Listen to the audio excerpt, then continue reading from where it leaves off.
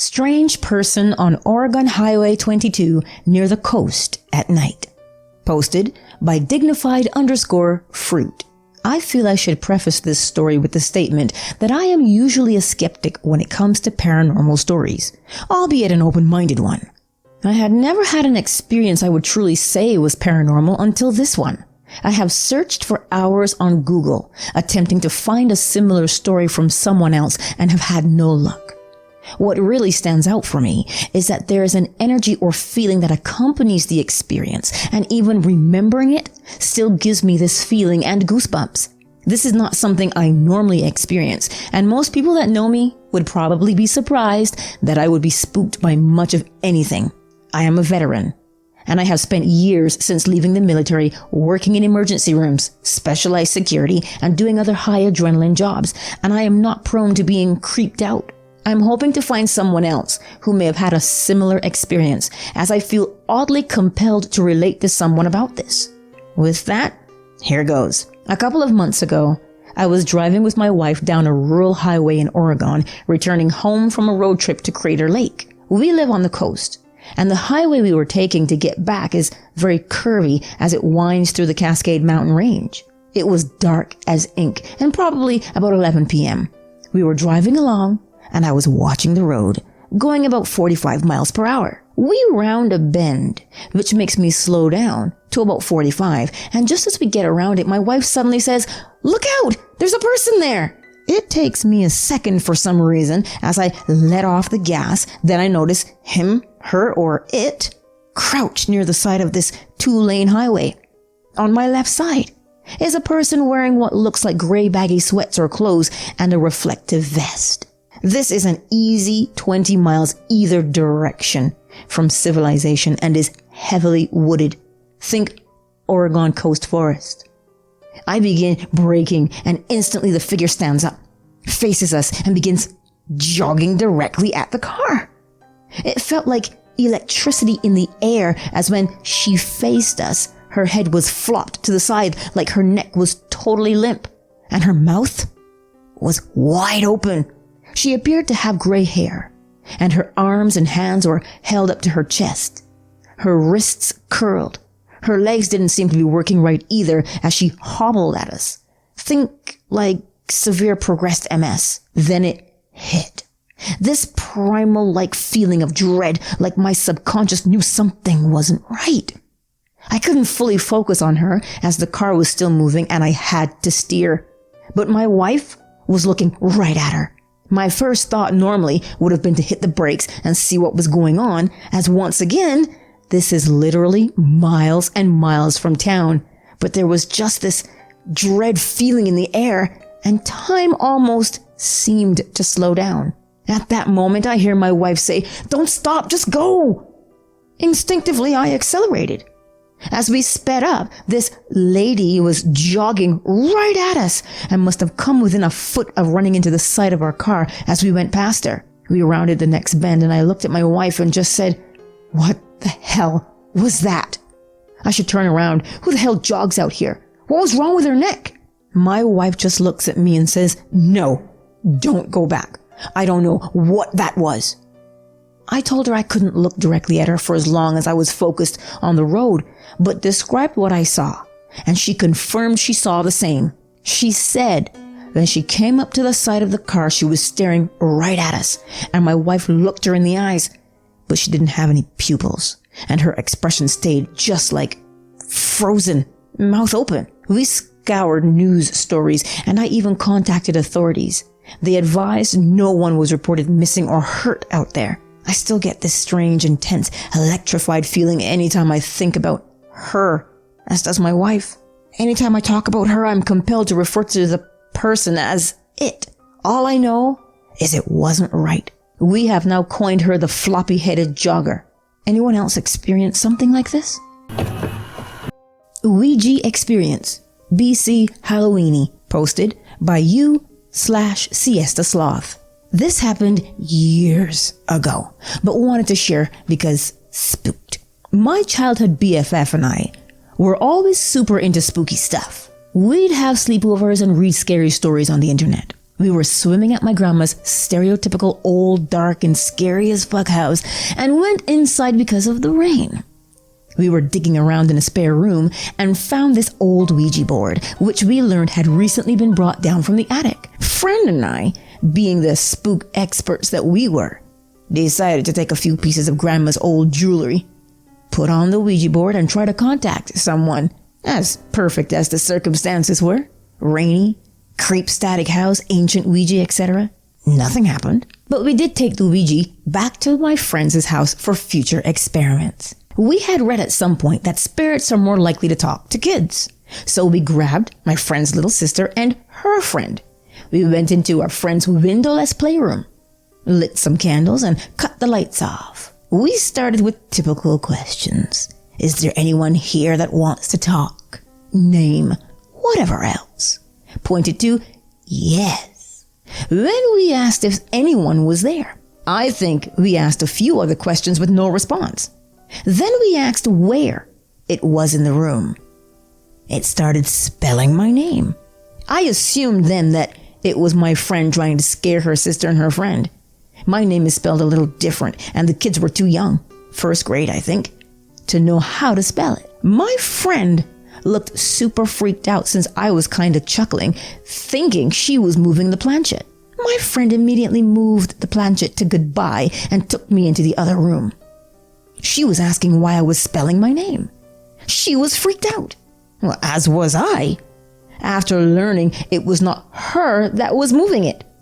We didn't play again for a while, and my friend made me take the Ouija back to my house because she didn't want it. A few months later, my little cousin, 7 or 8-year-old, came over. I wanted to try the board with him, so we went in the spare bedroom with the Ouija board. Same questions. Anyone here? Good, evil, where are you? Etc. Anyone here? Yes. Good or evil? Evil. Where are you? Everywhere. Nope. Goodbye. I was so fucking scared. It definitely wasn't my cousin moving it, and it wasn't me. Needless to say, that was the last time I touched the board. I think it's still at my mom's house and it can stay there.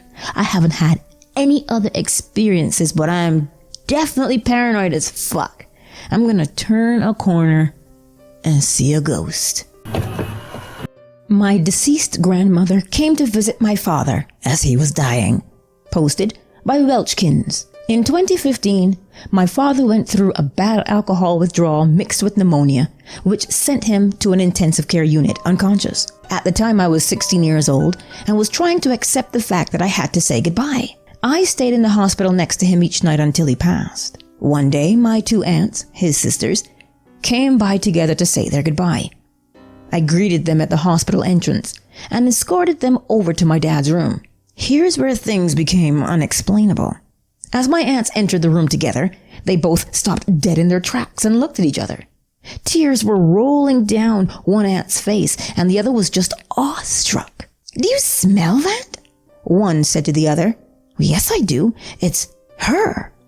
Now, I had zero clue what they were talking about.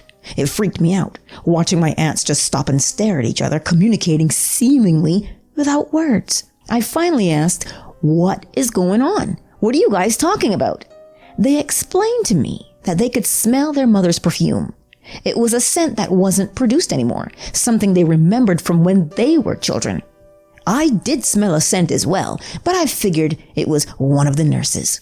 Once they explained to me how the scent was their mother's old perfume, the smell vanished. After acknowledging the smell, it went away. The 3 of us were immediately skeptical. And one of my aunts, the crazier one, subtly walked near each nurse working at the time to see if they had a similar perfume. Nope.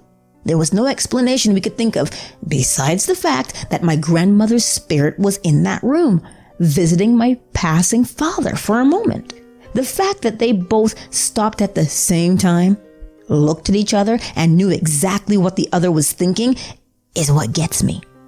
It's not like one mentioned it to the other and a type of placebo effect occurred. Instead, they had the same reaction at the same exact time. That's the key to this story that makes me believe. I just wanted to share with you all. Feels good to mention it anyway. No Arms or Legs, posted by D1M80276. When I was about 9 years old, I lived in a 1930s built apartment or flat. I had lived there since I was a baby with my mom, dad, and disabled little brother. My bedroom in the house was down a long corridor that had no windows, so it was always dark. As a child, I was always very scared of being alone in that corridor and would run the length as quickly as possible to get to the front room, and what I felt was safety. Around the age of 9, I was getting a lot of pushing from my parents to go to bed on my own, as until this point my dad would lay with me till I fell asleep and then leave. About the time I started to go to sleep on my own, I started to have recurring dreams about waking up in the night with an old man with no arms and legs hovering above the bottom of my bed. Well, I didn't tell anyone, and instead would creep into the kitchen with my blanket and pillow and sleep there till morning. I did this to avoid the old man. Every morning my parents would find me and tell me off for sleeping in the kitchen, but I refused to speak to anyone about my reasons. I continued to experience the same nightly encounter with the old man with no arms or legs. Over time, I started to make out more and more about him and his features. The man was in his 60s. He looked round and plump. His bald head had age spots and moles on it. The man never talked, but always looked at me without blinking. After multiple encounters, I could see that the man's arms and legs were stumps, rounded, and the end as if they had been taken from him a long time ago. One of the strangest things about the whole experience was the fusty, damp smell I would get in my nose when he appeared. A year and a bit of almost nightly encounters would start to gradually, over time, become once a week, and then once a month, until it was once every so often, with no frequency. I turned 13 on the day we moved house and never had that experience again, but sometimes recalled it. Over time, the memory faded until years later, and me being 26 and my daughter now 2, I went to my mom's house as I do every Sunday. I got to talking about sleepless nights with my daughter, and my mom recalled the memories of me sleeping on the kitchen floor. I explained that I was having dreams about the old man with no arms and legs. My mom's face dropped as I recalled my experiences with the old man. I first thought this look was due to finally understanding her son's childhood distress, but I was wrong. So very, very wrong.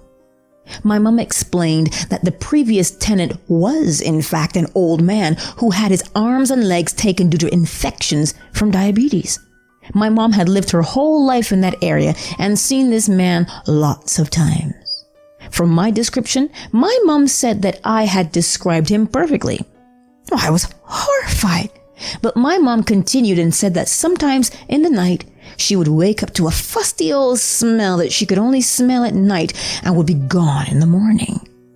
My mom put the smell down at the time to drains and other explainable things.